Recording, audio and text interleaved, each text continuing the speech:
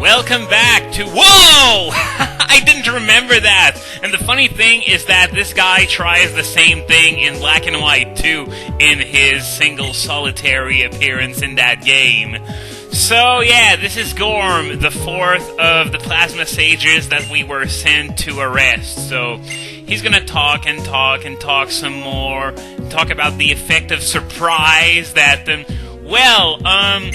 judging by the fan reaction when this game first came out, people were genuinely surprised at the way that the ending was handled. It wasn't the traditional battle against the champion that we'd grown so accustomed to. So, are you done yet? Man, these Plasma Sages really like the sound of their own voice. It's not just a Getsis thing anymore at this point. So, I'm going to get a TM for my efforts, which is the Swords Dance TM. It was the one that I forgot to enumerate when I was, listing them. I didn't really intend on listing them all, but I just so happened to mention 5 of them, and the last one was Swords Dance.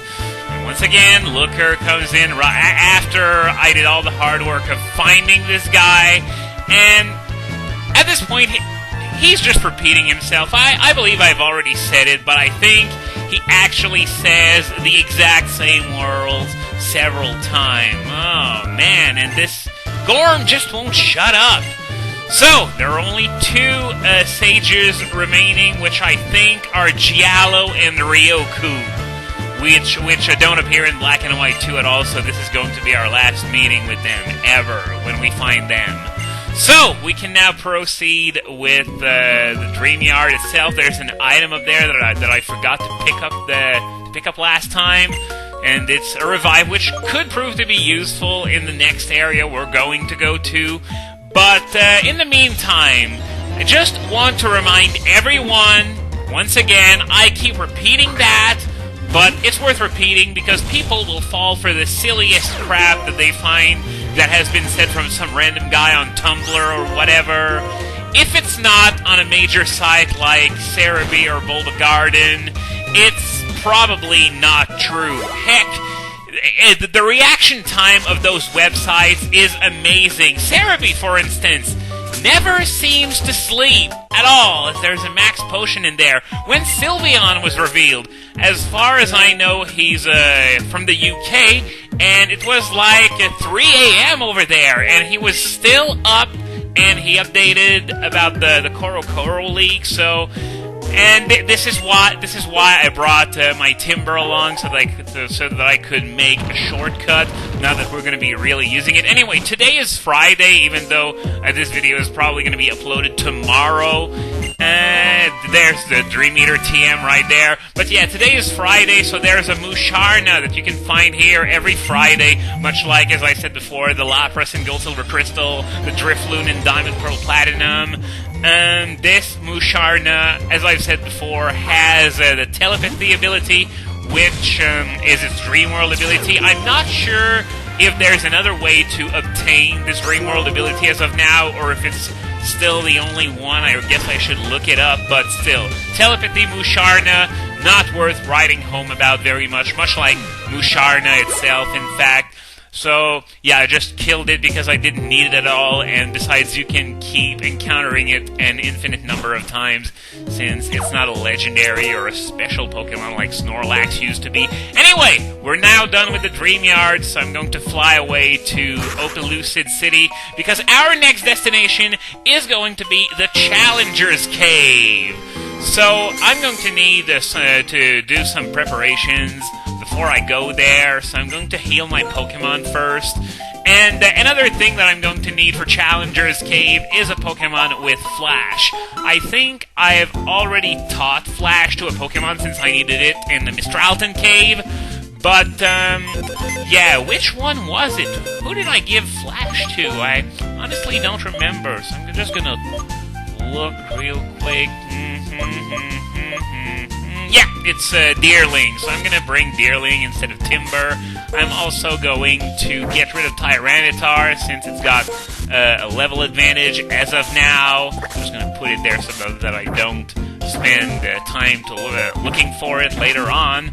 But, yeah, so this is going to be my team for now. Even though I'm probably going to regret not bringing Tyranitar along, because, well, there are two reasons why this, whoa, sorry about that, I was already at the right city to begin with, but yeah, there are two things in Challenger's Cave that are real pains in the ass. One of them is that in addition to Bouldors, we can now find Gravelers in this place. And how's there still a hidden item in there? I thought I picked them all up on my first time through here. Well, free lemonade, not really complaining, whatever. But yeah, there are Gravelers in this place, and half of them have Sturdy. The big problem that can potentially make them even more threatening than Bouldor is the fact that the Gravelers in this cave know self-destruct. So as a result, they can blow up in your face as a result of not being able to kill them with Sturdy. And even if you don't deal enough damage and they turn out to have, what was their other ability already? I know Sandvale is their Dream World ability, but the other one is...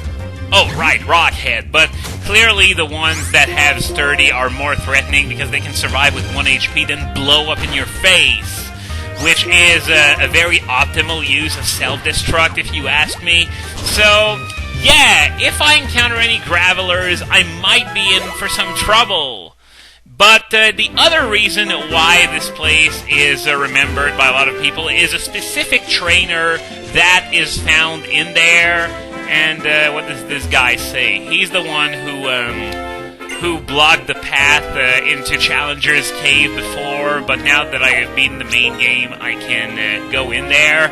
So I guess I'm going to go with Lilligant in the lead, considering that, well, there are Bouldors and Gravelers, a lot of stuff like that. So, whoops, that was a bad decision. I need to use Flash first, then open the dowsing machine.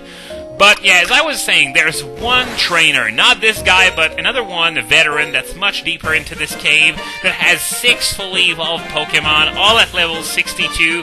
So, people consider him to be possibly the hardest regular trainer in the entire game, if not possibly the entire series.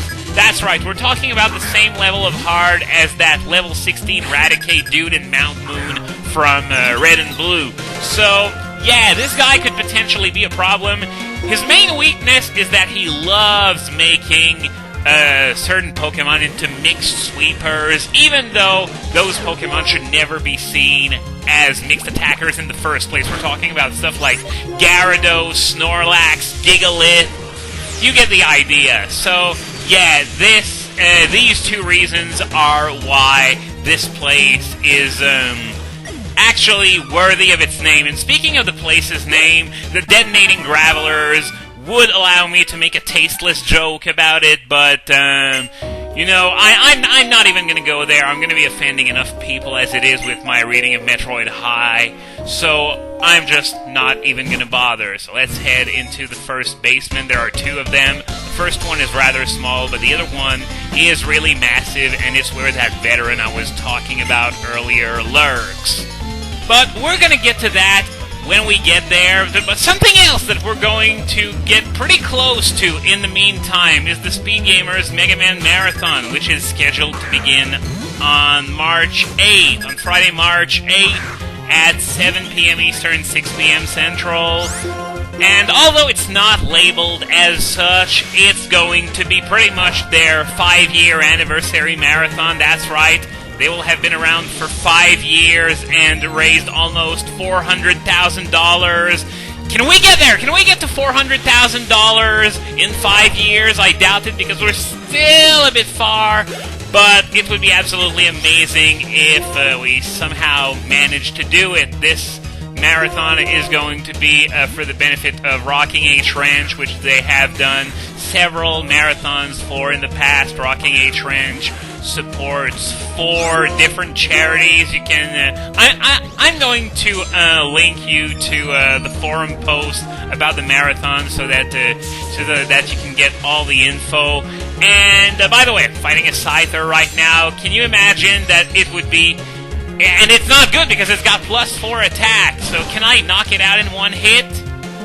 Yeah, actually, oh wow, a critical! Lucky timing for a critical there, because I wouldn't have liked to take +4 anything from a Scyther at this point. Go figure, it happens just as I leave Tyranitar in the PC on top of that. But, sorry for that pointless interruption. As I was saying, the marathon will begin on March 8th at 7 p.m. Eastern and will last 72 hours, as usual, the standard duration for a marathon that is not in June. And also, I don't think we have the information as to which games will be played and by who.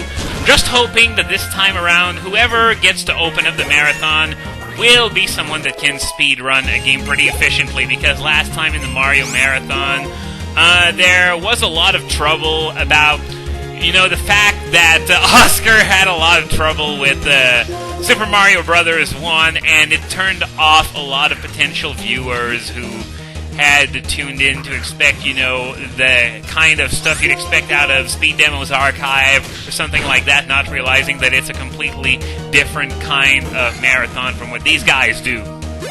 So, hopefully this time around the hook is a bit more compelling than it was last time. And something else that I wanted to talk about is that, every marathon in the chat I hear quite a few people telling about how, there's a dust cloud here, what do we got in there? Is it a Pokemon? No, it's a Steel Gem.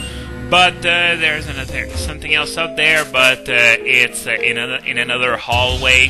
So, as I was saying, quite a few people apparently found out about the Speed Gamers through me, and honestly, it makes me really happy to be able to help them in this way, as small of a way as it is, because, promotion, of course, is the lifeblood of entities like that, if you will. I don't really know which word would be the most appropriate to use here, so entities it is. And do I look like a legendary Pokemon to you? I mean, come on. I mean, sure, I got a legendary Pokemon in a Pokeball that I might show you if the opportunity comes, but seriously, that ass trainer, not the sharpest tool in the shed, and right now I'm really regretting not bringing Tyranitar along, because that other trainer had a Scyther and also a Manectric that of course, I got rid of Dig on Yanshao just as I could have started to use it, but I can do without. I can survive without Tyranitar. In fact, I pretty much have to, since I decided to commit to not bringing my highest level Pokemon in there. So, hopefully that trainer that I was talking about earlier isn't too much of a pain in the ass without Tyranitar, even though, Tyranitar is pretty slow. So, I can do... Oh, man. Once again, I really could have used Tyranitar against that Grumpig, so I'm just gonna go with Lilligant to just try to overpower it with, not Leaf Storm, Petal Dance, sorry. It just goes to show you, I guess, how reliant I seem to be on Tyranitar. Yeah, be reliant on a Pokemon that has a common quadruple weakness and 61 base speed.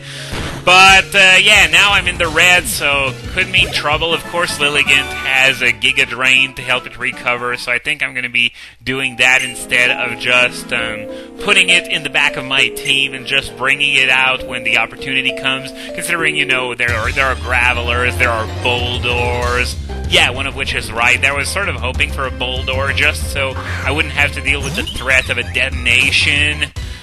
And I'll just end this video off on something that someone else pointed out to me. Apparently, Ken Silverman himself has seen my Let's Play of Ken's Labyrinth. Suddenly, I feel all special that the maker of a game has seen my Let's Play of said game. Makes me feel all warm and fuzzy inside, like I'm a celebrity or something. So, that is going to be the end of it for today. So next time, we're going to head deeper into Challenger's Cave.